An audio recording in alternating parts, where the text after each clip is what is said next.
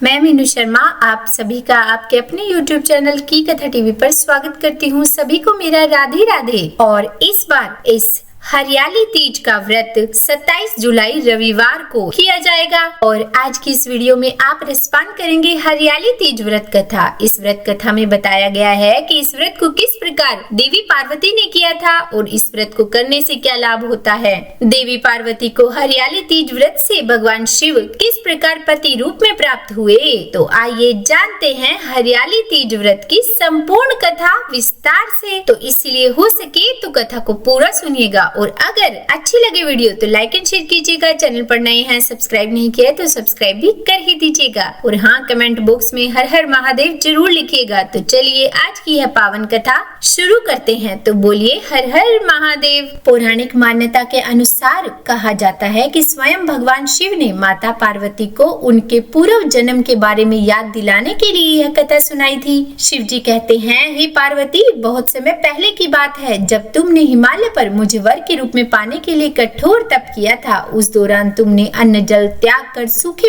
पत्ते चबाकर दिन बिताए थे। मुझे वर के रूप में पाने के लिए तुमने किसी भी मौसम की कोई परवाह नहीं की और तुमने निरंतर तप किया। तुम्हारी इस स्थिति को देखकर तुम्हारे पिता बहुत दुखी थे। ऐसी स्थिति में नारद जी तुम्हारे घर पधारे। जब तुम्हारे पिता ने नारद जी से उनके आगमन का कारण पूछा तो नारद जी बोले, हे गिरिराज, मैं भगवान विष्णु के भेजने पर यहाँ आया हूँ। आपकी कन्या की घोर तपस्या से प्रसन्न होकर वे उससे विवाह करना चाहते हैं। इस बारे में मैं आपकी राय जानना चाहता हूँ। नारद जी की बात सुनकर पर्वतराज अति प्रसन्नता के साथ बोले, हे नारद जी, यदि स्वयं भगवान विष्णु मेरी कन्या से विवाह करना चाहते हैं तो इससे बड़ी कोई बात नहीं हो सकती। मैं इस विवाह के लिए तैयार हूँ। इसके बाद तुम्हारे पिता की स्वीकृति पाकर नारद जी विष्णु जी के पास गए और यह शुभ समाचार सुनाया। लेकिन जब तुम्हें इस विवाह के बारे में पता चला तो तुम्हें बहुत दुख हुआ। तुम मुझे मन से अपना पति मान चुकी थी। तुमने अपने व्याकुल मन की बात अपनी सहेली को बताई। तुम्हारी सहेली ने सुझाव दिया कि वह तुम्हें घनघोर वन में ले जाकर छुपा देगी और वहां रहकर तुम शिव जी को प्राप्त करने की साधना करना।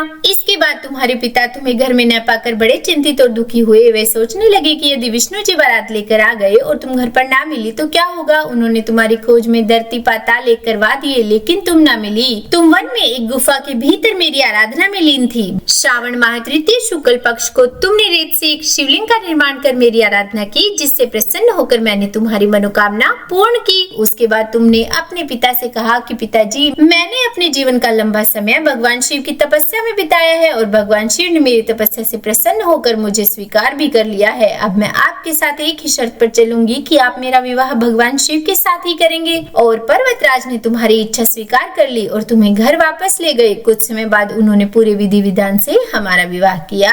भगवान शिव ने इसके बाद कहा कि हे पार्वती, तृतीया को तुमने मेरी आराधना करके जो व्रत किया था उसी के परिणाम स्वरूप हम दोनों का विवाह संभव हो सका। इस व्रत का महत्व यह है कि मैं इस व्रत को पूर्ण निष्ठा से करने वाली प्रत्येक स्त्री को मनोवांछित फल देता हूँ। भगवान शिव ने पार्वती जी से कहा कि इस व्रत को जो भी स्त्री पूर्ण श्रद्धा से करेगी उसे तुम्हारी तरह अचल सुहाग प्राप्त होगा। तो बोलिए हर हर महादेव। हे महादेव, अगर यह कथा कहने, सुनने या सुनाने में मुझसे कोई गलती हो गई हो तो मुझे क्षमा कीजिएगा। उम्मीद है वीडियो में सुनाई गई कथा आपको पसंद आई होगी। अगर अच्छी लगी हो तो लाइक एंड शेयर कीजिएगा और चैनल पर नए हैं तो सब्सक्राइब भी कर ही दीजिएगा और हाँ, कमेंट बॉक्स में मुझे फीडबैक जरूर दीजिएगा। तो बोलिए हर हर महादेव, हर हर महादेव।